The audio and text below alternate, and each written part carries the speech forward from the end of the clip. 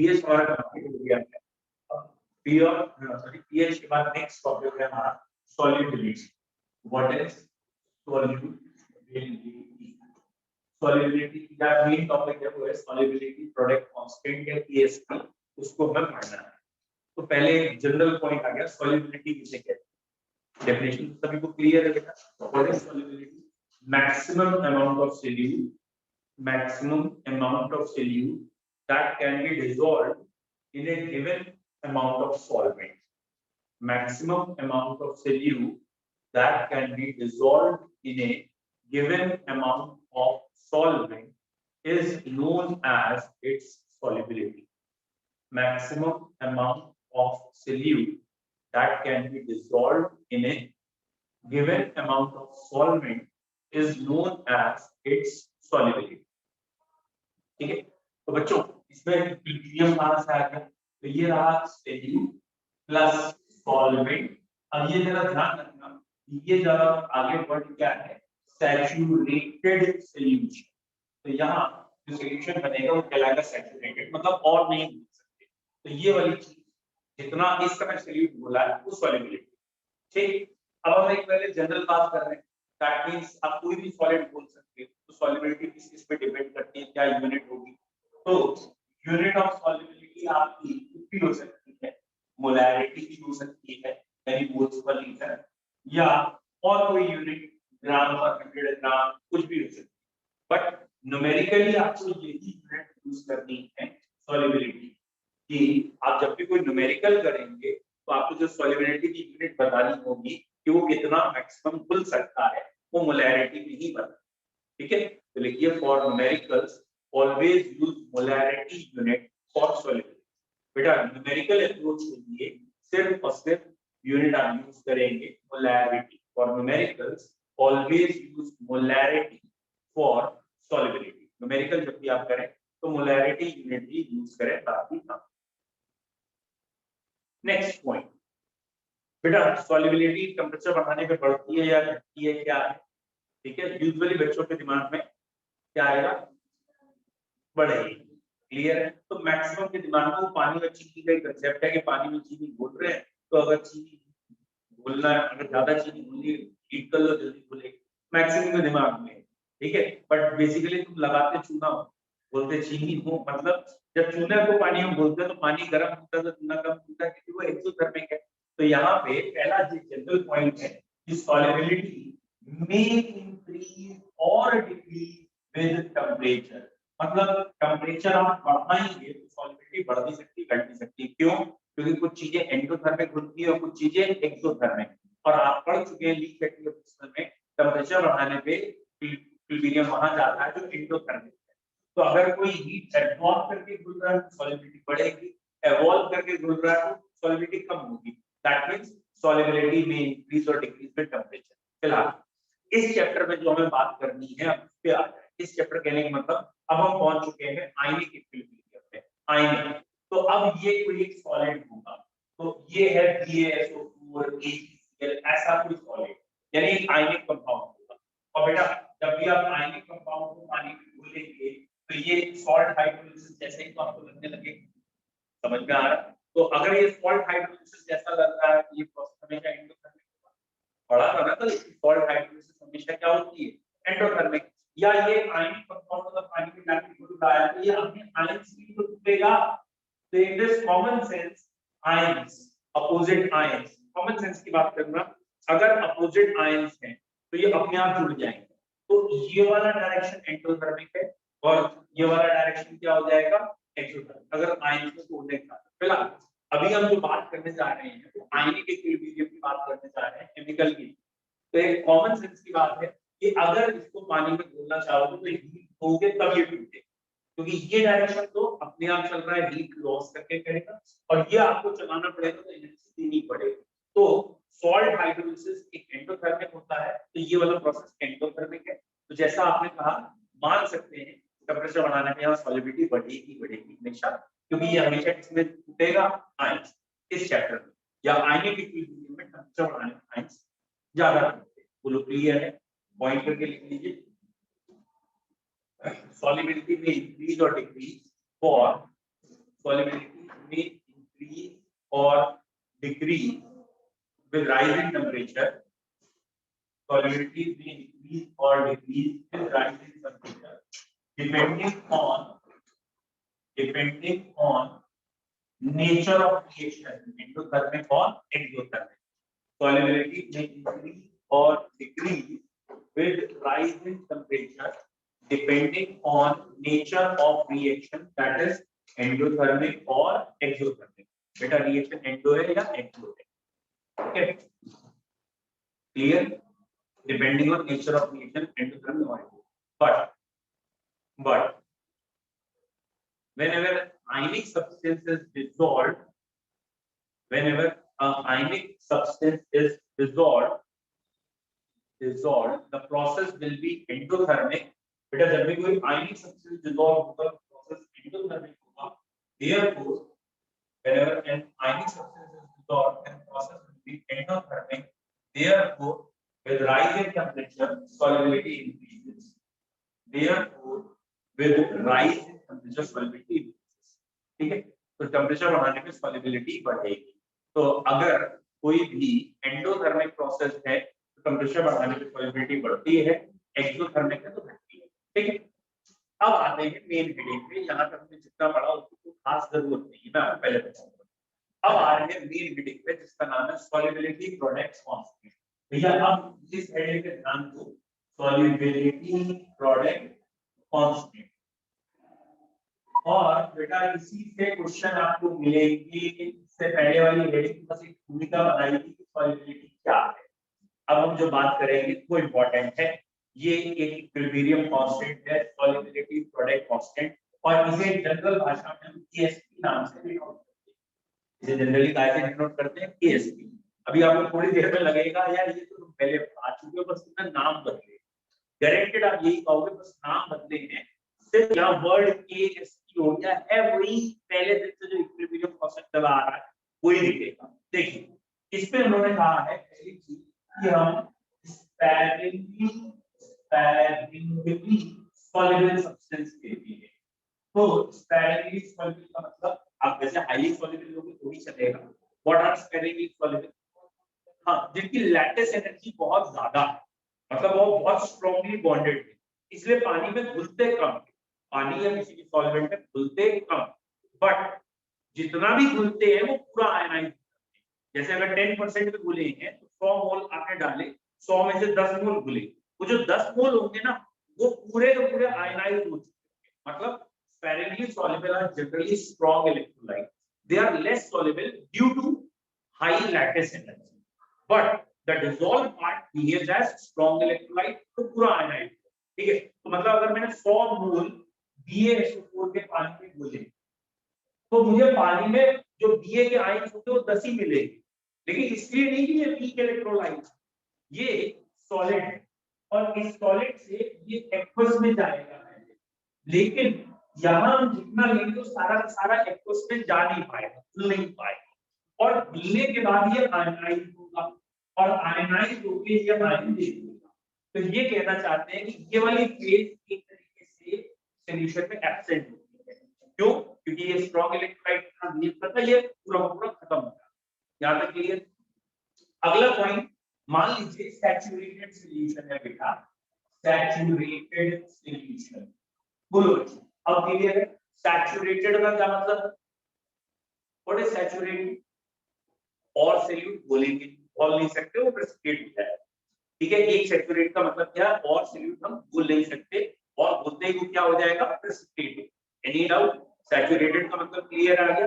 तो अगर saturated solution है तो केमिस्ट्री में उसे हम कहते हैं इक्विलिब्रियम आ चुका है. मतलब ये आपस में इक्विलिब्रियम है. इससे ज्यादा डालोगे तो प्रेसिपिटेट्स आने लगेंगे, लेकिन सैचुरेटेड सॉल्यूशन में ये और ये इक्विलिब्रियम में आ चुका है. अब मैं अगर इसका इक्विलिब्रियम कांस्टेंट लिखना चाहूं तो आपको ये तो क्लियर होना चाहिए, इक्विलिब्रियम कांस्टेंट तो यही आना चाहिए, barium ion into sulphate ion. Divide में ये है नहीं, ये सॉलिड है, ये लिखा नहीं जाता, सॉलिड लिखते नहीं. तो अब अगर आप ध्यान से देखो ये दोनों आयन आए कैसे? ये दोनों आयन किसकी वजह से आए? इसके घुलने की वजह से आए. तो ये सॉल्युबिलिटी के बाद में आए, और इन दोनों आयन्स की मल्टीप्लाई एक कांस्टेंट है. तो अब ये नाम क्या आ गया, सॉल्युबिलिटी प्रोडक्ट कि जो भी आयंस है उनकी मल्टीप्लाई एक कांस्टेंट वैल्यू पे आ जाती है, that is known as solubility product constant. तो डेफिनेशन क्या है सॉल्युबिलिटी प्रोडक्ट कांस्टेंट की, इन सैचुरेटेड सॉल्यूशन, जब सैचुरेटेड सॉल्यूशन आ जाएगा तभी, क्यों बेटा जब सैचुरेटेड नहीं आया तब क्यों नहीं, वेरी गुड, या तो आप ये कहोगे तब भी मल्टीप्लाई तो आएगी, लेकिन उसे क्यों कहते हैं, reaction question, at any time reaction question कहलाता है, और वही जब इक्विलिब्रियम आ जाता है तब कहलाता है दैट इज कांस्टेंट। तो in saturated solution the product of constituent ions, ये है तो इसके आयंस, तो in saturated solution the product of constituent ion attains a constant value which is named as ASP, solubility product constant. The clear definition, in saturated solution the product of concentration of constituent ions, the product of concentration of constituent ions who are all, इसको बेटा कहते हैं ionic product, the product of concentration of constituent ions or ionic product attains a constant value, ये attains a constant value को attains the constant value known as solubility product constant, attains a constant value known as solubility product constant. In saturated solution the ionic product, ठीक है, या product of concentration of constituent ion attains a constant value, it is known as solubility product constant. अब बेटा जरा थोड़ी देर पहले का सोच के देखो, आपको लगेगा कि वाटर का Kw क्या है, अगर तुम्हें याद है वाटर के लिए Kw क्या लिखते थे, 10 की पावर -14 क्या था, फॉर्मूले में किस किस का मल्टीपल था, हम लेफ्ट हैंड साइड वाटर लिखते थे, राइट हैंड साइड HiOHi लिखते थे, Kw में Hi लिखते थे, तो ये है तो वही चीज, क्योंकि वो वाटर था उसे Kw कह दिया था, वहां आयनिक प्रोडक्ट ऑफ वाटर कह दिया था, और यहाँ आयनिक प्रोडक्ट कंस्टिट्यूएंट आयंस कह रहे हैं, मतलब यहाँ वाटर वर्ड नहीं है, यहाँ तक क्लियर। अब पॉइंट आए इसे पढ़ते हुए, अब ये पॉइंट है ना, इसका फायदा क्या है, हम इसकी स्टडी करते ही, अगर ये क्लियर हो जाए सारे न्यूमेरिकल अपने आप हो जाए। बेटा बताओ तो सॉलिबिलिटी प्रोडक्ट से फायदा क्या, क्यों पढ़ते हैं, बोलो बेटा, बोलो बेटा, इधर व्हाट इज सॉलिबिलिटी। देखिए अब इससे आपको समझ में आएगा कि आपका जो लैब में एनालिटिकल केमिस्ट्री पूरी इस पे बेस्ड, लैब में जब चीजों को पहचानते हैं, टेस्ट करते हैं, वो मैक्सिमम इस हेडिंग पे बेस्ड है, तो ये प्रैक्टिकल केमिस्ट्री से रिलेटेड है, तो अगर आपको ये समझ में आएगा तो थोड़े बहुत आप प्रैक्टिकल करने की इच्छा करेंगे और कर भी लेंगे, गारंटी, ठीक है। तो आप एक बार प्रैक्टिकली सुनो क्या है या समझो क्या है। जैसे ये क्लास, इस क्लास में बैठने के लिए चेयर्स या बेंचेस, और हमें मालूम है इस क्लास में कितने बच्चे बैठ सकते हैं, फॉर एग्जांपल, ठीक है, हम मान के चल रहे हैं इस क्लास में 30 स्टूडेंट बैठ सकते हैं, सपोज है, ठीक है, तो ये वैल्यू आ गई, स्टैंडर्ड वैल्यू यहाँ की 30 आ गई कि 30 बच्चे यहाँ बैठ सकते हैं, यहाँ तक क्लियर। लेकिन हम यहाँ पे आज आए, हमने देखा यहाँ पे 10 बच्चे बैठे, 30 बैठ सकते हैं, कोई अलग बात, आज कितने बैठे, 10 बैठे, तो अभी और आ सकते हैं ना, तो आ सकते हैं, तो ये क्लास अभी कहलाएगी अनसैचुरेटेड, तो हमें पता लग गया ये हमारी क्लास कैसी है, अनसैचुरेटेड।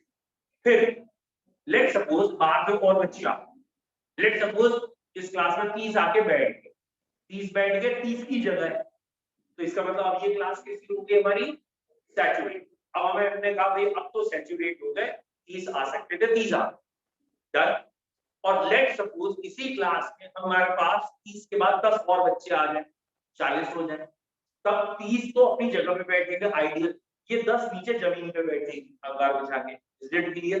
तो ये जो अखबार बिछा के नीचे बैठा रहे हैं ये क्या है, प्रेसिपिटेट। तो हमारी जो आइडियल वैल्यू उससे जैसे ही ज्यादा होने लगे तो हमें क्या पता लगेगा, प्रेसिपिटेट। ये कंसेप्ट क्या है, इस प्रोडक्ट को हम कह देते हैं आयंस की प्रोडक्ट। तो ये जो आयंस की प्रोडक्ट है, अगर ये एक थ्योरेटिकल केस के बराबर आ गई, तो एक पहले से निकाल के रख दी, हमने कहा ना क्लास में 30 बैठ सकते हैं, तो पहले से पता था। ये क्या है, ये एक्स एक्सपेरिमेंटल वैल्यू है और ये क्या है, उसी एक्सपेरिमेंट की आइडियल वैल्यू। समझना है, अगर ये दोनों बराबर आ गए, मतलब क्लास में 30 बच्चे बैठ सकते हैं और 30 बैठे हुए हैं, ये बैठ सकते हैं और ये बैठे हुए हैं, तो ये सॉल्यूशन क्या है, क्लास कैसे कहलाई, सैचुरेटेड। जब भी आयनिक प्रोडक्ट कम हो अपने केएसपी वैल्यू से अनसैचुरेटेड, यहाँ सॉल्यूशन क्या है, और अगर आयनिक प्रोडक्ट ज्यादा आएगा केएसपी से तो वो वाली चीज क्या हो जाएगी, सॉरी प्रेसिपिटेट। क्लियर है, तो आयनिक प्रोडक्ट जब भी केएसपी से ज्यादा होगा तो हमें प्रेसिपिटेट दिखेगा। तो प्रेसिपिटेट कब बनते हैं, जब भी आयंस की प्रोडक्ट इससे ज्यादा हो केएसपी। बोलो यहाँ तक समझ में आया? अब जरा पहले समझते हैं, ठीक है, ये 3 पॉइंट आपने लिख लिए होंगे और आपको ये क्लियर हो जाना चाहिए इन दोनों में अंतर क्या है। तो कई बार बच्चों को समझ में नहीं आता कहना क्या था आपके केएसपी और आईपी लिख के। तो ये है भैया एक्सपेरिमेंटल कंडीशन और ये है थ्योरेटिकल आइडियल वैल्यू। अगर ये एक्सपेरिमेंटल कंडीशन आइडियल वैल्यू के बराबर आ गया तो सॉल्यूशन सैचुरेटेड है। अगर experimental values IP ionic product कम है आइडियल वैल्यू से, आइडियल केएसपी से, तो ये अनसैचुरेटेड है। और अगर ज्यादा होगा तो ये क्या हो जाएगा, प्रेसिपिटेट। ये 3 वर्ड, ठीक है ना। अब एक बार फिर समझते हैं कि पढ़ी क्यों रहे हैं, कैसे फायदा पढ़ने का फायदा है, क्यों पढ़ सकते हैं। देखो लेट सपोज आपने सोचा कि पढ़ाई वढ़ाई हो नहीं रहा, ठीक है, नमक की फैक्ट्री लगा, ठीक है, तो नमक की फैक्ट्री लगाने की क्या है, नमक कहाँ से आए, फैक्ट्री में क्या Na और Cl लाके मिलाओ, नहीं ना। तो नमक की फैक्ट्री कैसे बनती है, कैसे लगती है, नमक की फैक्ट्री सुनी है कहीं आप लोगों ने, नहीं सुनी होगी क्योंकि आप जहाँ रहते हो आसपास समुद्र नहीं, जो सी शोर होते हैं उन्हीं के आसपास इनकी फैक्ट्री होती है। कैसे बनता भैया नमक, कैसे बनाया जाता है, उल्टा करो, वेपोराइजेशन, ठीक है, कंडेंस कर दो तो ठंडा हो गया ना, तो बर्फ की फैक्ट्री बनाना चाहते हैं, ठीक है, हमें नमक की फैक्ट्री बनाने के लिए कहा।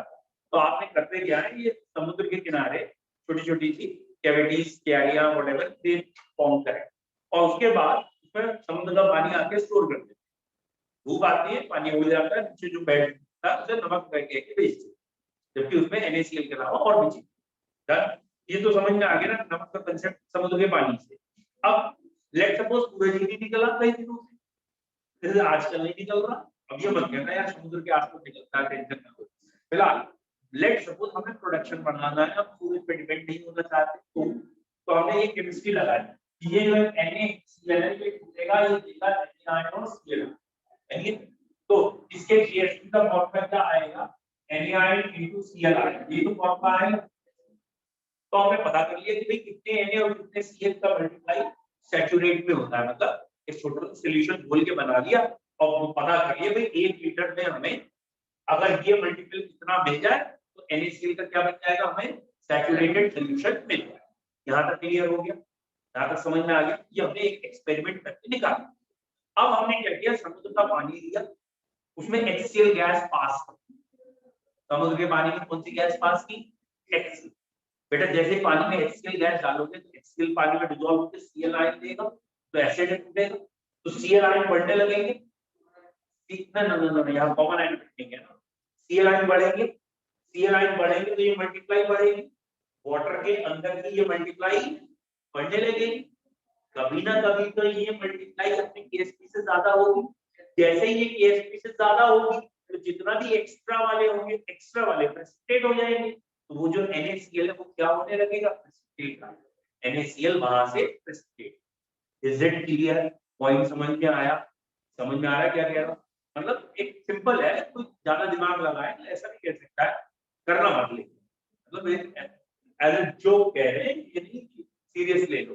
घर में खाने में नमक तेज हो गया और लेट सपोज खाना तो खाना ही है, व्हाटएवर द डिश, मतलब ये जरूर खाए, बोले नमक तो हम निकाल देते हैं, तो कोई दिक्कत नहीं है, वो कैसे, बोले ले आओ ले आओ ले आओ और खाने में एक्सीडेंट पास कर, बोले आप टेस्ट करिए नमक तो है ही नहीं, ठीक है नमक अलग हो जाएगा, स्ट्रेट हो जाएगा, बाहर आ जाएगा, लेकिन बेटा एसिड तो बढ़ जाएगा, वो वाला सॉल्यूशन क्या हो जाएगा, एसिडिक हो जाएगा, तो वो हार्मफुल भी हो सकता है। केमिस्ट्री लिमिटेड लगा है ना, इससे बेहतर है मत ही लगाना तुम अपनी केमिस्ट्री, अगर एक आपको निपटा दोगे, ठीक है। बट वर्ड क्लियर है। अब तुम्हारे घर में कोई छोटा बच्चा, लेट सपोज, उसने क्या किया, तुम्हारे यहाँ जितना भी सोप रखा था तो पानी में घोल दिया, 10-20 किलो सोप जो भी था वॉट एवर, उसको वाटर में डिजोल्व किया।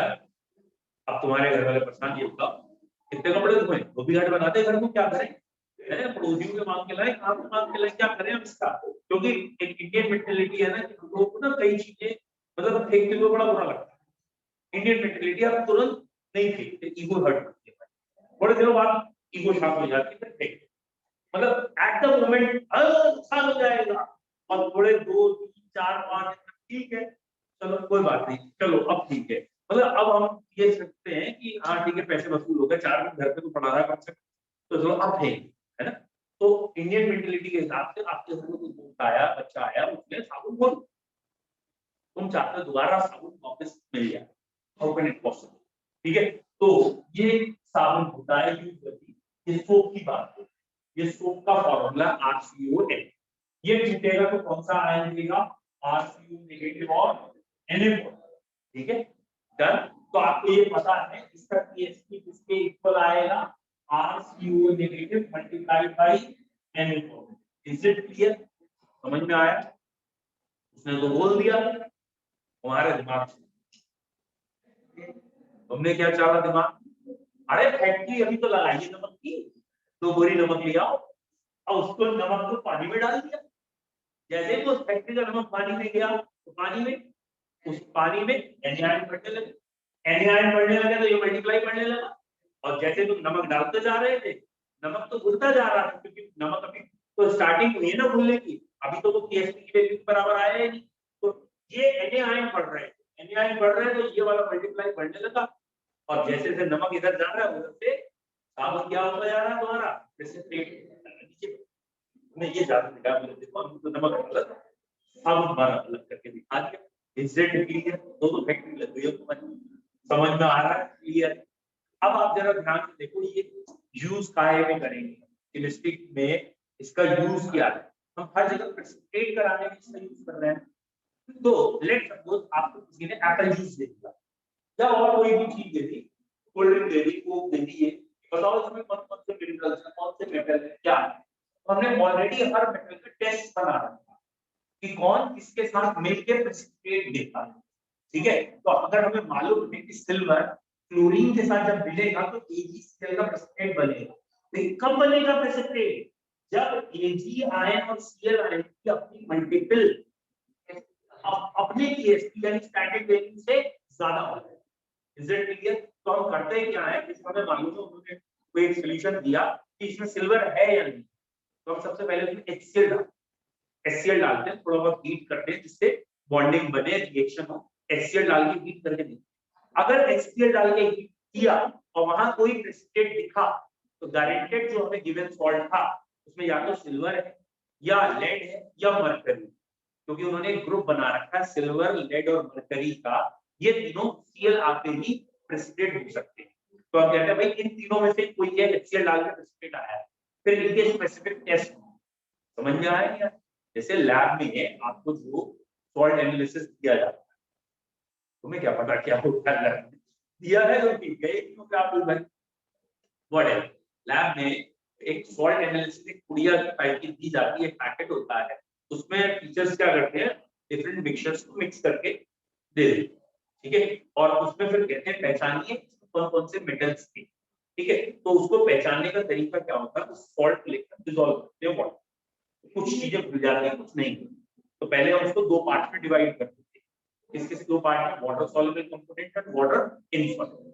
अब जो वाटर सॉल्युबल कंपोनेंट होंगे वो जनरली इनऑर्गेनिक होंगे, इनऑर्गेनिक लगभग मैक्सिमम पानी में घुल जाते हैं, फिर उसके छोटा छोटा पार्ट्स अलग कर लेते हैं उस सॉल्ट का, तो हमने एक पार्ट लिया उसमें HCl डाला, हीट करके देखा, लेट्स सपोज जितना भी आपका है टेस्ट ट्यूब में 1 ड्रॉप 2 ड्रॉप HCl डाल के हीट किया, प्रेसिपिटेट आ गया, तो हमने कहा हाँ भाई प्रेसिपिटेट आ गया, इसमें ये तो है, इन तीनों में से कोई एक, कौन कौन से, लेड, सिल्वर या मरकरी, ठीक, अगर प्रेसिपिटेट आया फिर इनके स्पेसिफिक टेस्ट किए कि लेड का स्पेसिफिक टेस्ट क्या है, लेट सपोज कंपनियां पास की, फिर अमोनिया पास करके, सपोज लेड अमोनिया के साथ कुछ कॉम्प्लेक्स बनाता है या कोई कलर प्रेसिपिटेट देता है तो पता चल गया भाई लेड है, या अमोनिया पास की वो नहीं आया, हाँ भाई लेड नहीं, ये नहीं है। तो ये होता है स्पेसिफिक टेस्ट को पढ़ने का तरीका। फिर H2S पास की तो सल्फर मिलेगा, सल्फर से कौन प्रेसिपिटेट हो सकता है, इज इट क्लियर? तो ये एक तरीका है एनालिसिस का। जैसे आप पहले भी बताया होगा, लेट सपोज कोई एक छोटा सा बच्चा आ गया, आपने उससे पूछा भाई छुट्टियां कहाँ क्या है, या आप में से कोई आपसे पूछे छुट्टियां कहाँ क्या है, और उन्हें सोच रखा मैं तुझे डायरेक्ट नहीं बताऊं, या आप कहते बच्चा भूल गया मैं कहाँ घूम गया, बोले जगह का नाम याद नहीं, बोले हुआ क्या हम हमने अलग अलग क्वेश्चन पूछे, तो उससे हम अंदाजा लगाएंगे ये नहीं ये है, ये वही चीज यहाँ आपने उससे पूछा हाँ भाई हवाई जहाज से गया था या बाई रोड गया था, काय से गया, तेरा कार से गया, बाई रोड कार से, तो ये तो क्लियर हो गया तो इंडिया के अंदर ही रहा, तो भाई कार से पाकिस्तान या बांग्लादेश तो नहीं जाएगा, यही कंट्री आसपास है, श्रीलंका तो पानी से ही होगा, तो इंडिया के अंदर ही। फिर अगला क्वेश्चन, अच्छा ये बता दे तू कार से गया था तो पहाड़ वहाड़ थे आसपास, क्लियर? बोला हाँ पहाड़ चक्कर में, बोले अब तू है ना हो बरेली वाले नैनीताल के आगे ना कहीं कहीं होगा, अच्छा झील की, हाँ झील की, बोले और सही। तो ये क्या हो रहा है, पहले हम इस बात पे आए थे कि यहाँ तक गया, अब हम इस बात पे आ रहे हैं झील वाले हिल स्टेशन पे कहीं गया, ठीक है? तो फिर हम आएंगे ठीक है भाई नैनीताल, दीपताल, आसपास की किसी हॉस्पिटल का लैया तक गया था, सेम यहाँ पे आपको एनालिसिस करना और पूरी की पूरी एनालिसिस प्रेसिपिटेट पे बेस्ड है। और प्रेसिपिटेट कैसे होता है, जब ये आयंस प्रोडक्ट TSP से यहाँ तक कोई दिक्कत है, ठीक है? एप्लीकेशन ऑफ TSP तो क्लियर है, उसको हम पहले लिखा हेडिंग लिख लो जल्दी से, application of TSP, application of TSP वो क्लियर है, एप्लीकेशन ऑफ TSP पहला एप्लीकेशन क्या लिखेंगे, पहला यही लिख रहे हैं जो सरल सरल एकदम सरल तुरंत क्या आता है, ठीक है? Common salt can be precipitated from sea water, बेटा समुद्री पानी से कॉमन सॉल्ट को अलग करना, बेटा सी वाटर लिखिए रिवर वाटर लिखिए चलेगा, ठीक है? Common salt can be precipitated from sea water by adding HCl, by passing HCl, ठीक है? By passing HCl, common salt can be precipitated from sea water by passing HCl, बेटा ये वाली इक्वेशन लिख लो पहले और फिर आप क्या लिखोगे, आई होप कंसेप्ट आपको अगर समझ में आ गया तो क्या लिखोगे इसके बाद, इन दोनों इक्वेशन लिखने क्या लिखोगे कि जब ये वाला प्रोडक्ट इससे ज्यादा होगा तो जो भी एक्स्ट्रा है वो प्रेसिपिटेट, ठीक है? पहले आप ये लिख लो इक्वेशन, फिर एक line on when the ionic product overcomes its KSP value, when the ionic product overcomes its KSP value, अब ये कॉमन सेंस है यार, NaCl की बात कर रहे हैं उसी के लिए कह रहे हैं, ये NaCl की KSP वैल्यू है ना बेटा, when ionic product overcomes its KSP value, it यार NaCl precipitate होगा, ठीक? दूसरा लिखते जल्दी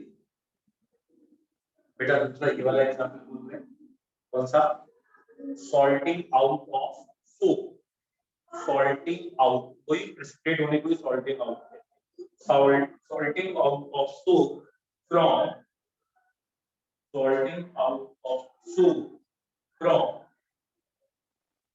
solution by adding NaCl, sorting out soap from NaCl solution by adding NaCl, sorting out of soap from its solution by adding NaCl, ठीक है? आप चाहो ये लिख लो तो कंसेप्ट आपको क्लियर, ठीक है? तीसरा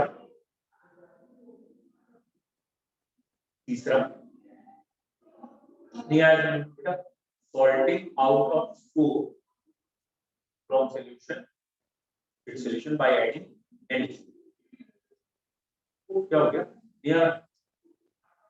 बोलो क्लियर। तो अब इसमें मैं लिखा नहीं रहा हूँ, ये आपके सामने लिखता, आपको मालूम है कैसे ही ये मल्टीप्लाई बढ़ेगी। अब तीसरा लिखा है जो सबसे इंपॉर्टेंट है, जो आपके लेवल में बहुत पूछा जाता है। देखिए, the analytical chemistry, in analytical chemistry on the detection of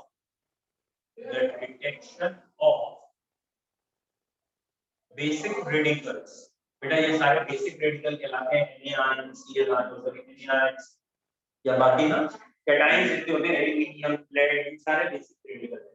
तो in analytical chemistry the detection of basic radicals who are on the groups are made, वहां जो ग्रुप्स बनाए गए हैं, आपको पता है एनालिटिकल में ग्रुप है 0 1 2 3 4 5 6, एनालिटिकल में भी ग्रुप है 5 तक ग्रुप कहते हैं, वैसे 6 ग्रुप है, ज्यादा यूज नहीं होता, 0 1 3 4 5 ग्रुप है, लेकिन वो ग्रुप और पीरियोडिक टेबल के ग्रुप अलग, उनसे आपको वो नहीं करना। ग्रुप 1 का रिएजेंट HCl है, जैसे मैंने बताया अभी आपको, ग्रुप 2 का रिएजेंट H2S एंड HCl, ठीक है। तो ग्रुप, हर ग्रुप के अपने रिएजेंट है कि इसको डाल दे प्रेसिपिटेट आ गया तो इस ग्रुप का एलिमेंट। Is it clear? तो in analytical chemistry basic radicals are detected, the detection of basic radicals is based on case,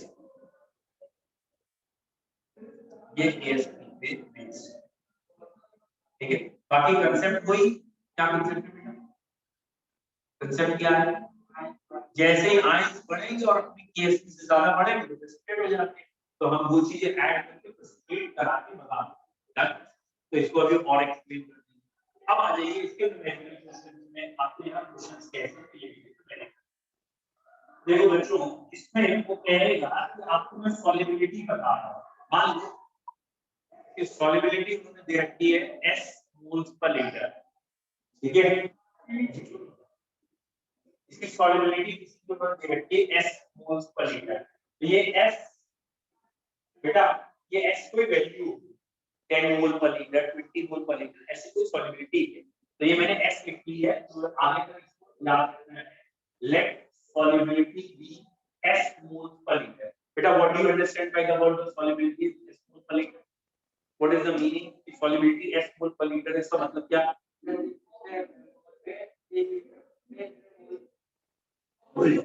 समझ में आया?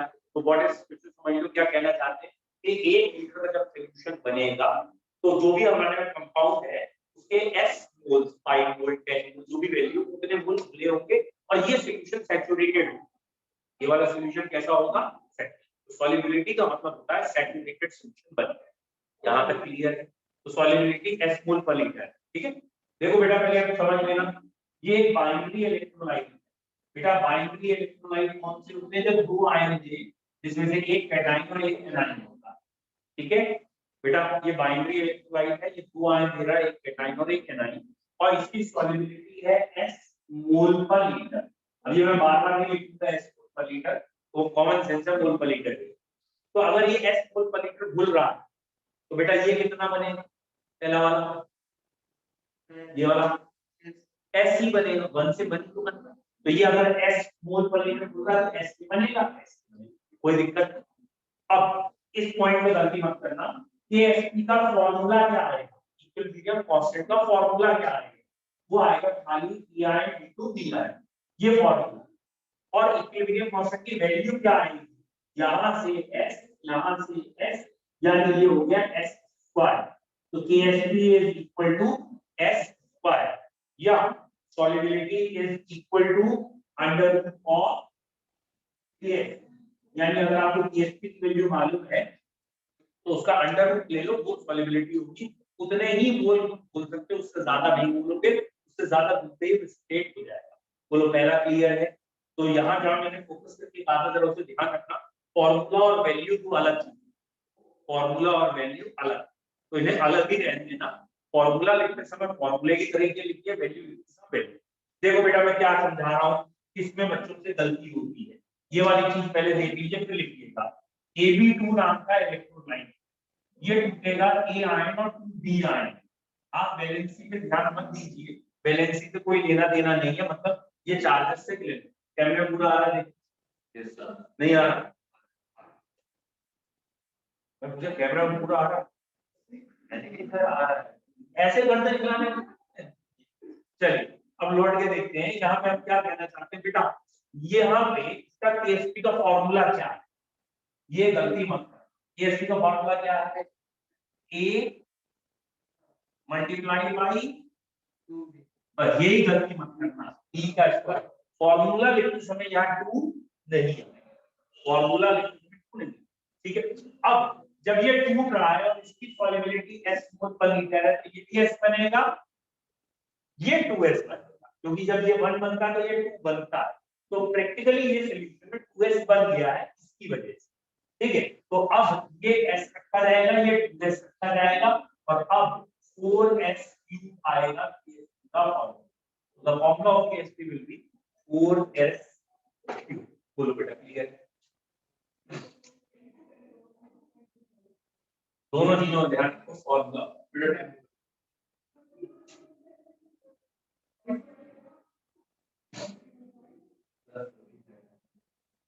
पढ़ गए डन, लिखिए डन।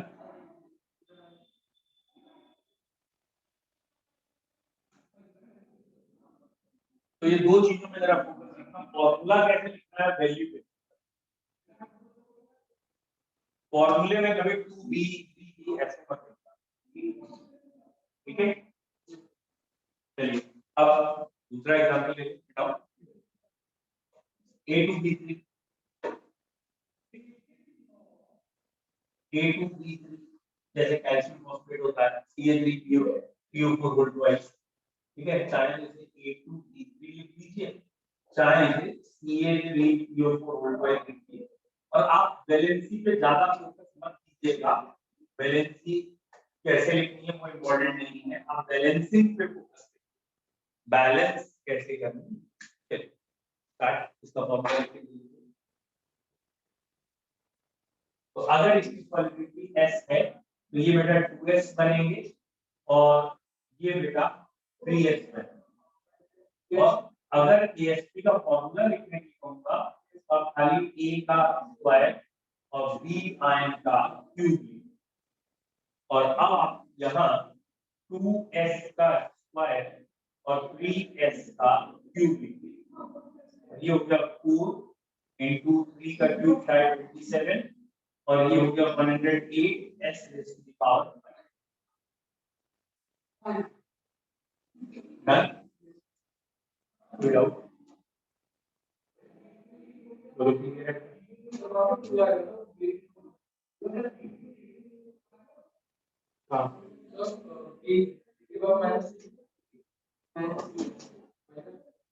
देखो इसकी वैलेंसी यहाँ पे, इसकी वैलेंसी तो वैलेंसी है ना, वैलेंसी से तो करना क्या, अच्छा ये इससे तो वैलेंसी से करना है, ठीक है, वो गलत में लिखा कह रहा हूँ, बट वैलेंसी इज नॉट।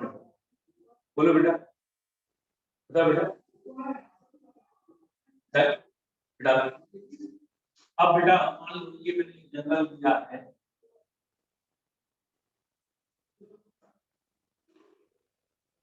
बोलो लेट्स सपोज ये लिखा है ANBM और कोई सॉल्युबिलिटी S है, तो मैं आंसर लिख रहा हूँ डायरेक्ट, आप चेक करिए कि सही है।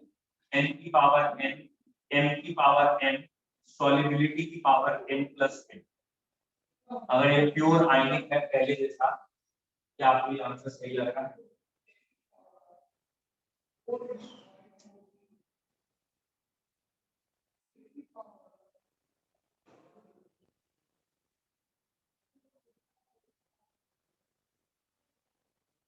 ऐसा सही है, ठीक है। देखिए मैं 2 की पावर 2, 3 की पावर 3, सॉल्युबिलिटी की पावर 2 r, वही तो मान गया, n की पावर n, m की पावर n, सॉल्युबिलिटी की पावर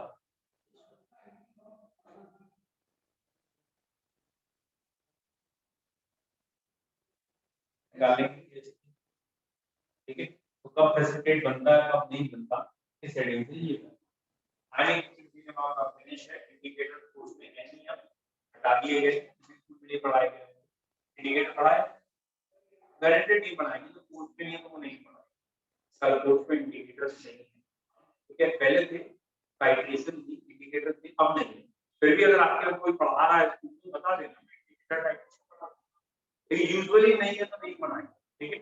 अब बेटा हमारा चैप्टर करते हैं छोटे से क्वेश्चंस की प्रैक्टिस कर लीजिए। अब अगला हमारा चैप्टर बचता है हाइड्रोकार्बन, सबसे बड़ा वही, क्योंकि इसमें ना 4 छोटे चैप्टर हैं, एल्केन, एल्कीन, एल्काइन और बेंजीन, ये 4 चैप्टर हैं, छोटे-छोटे से हैं लेकिन 4।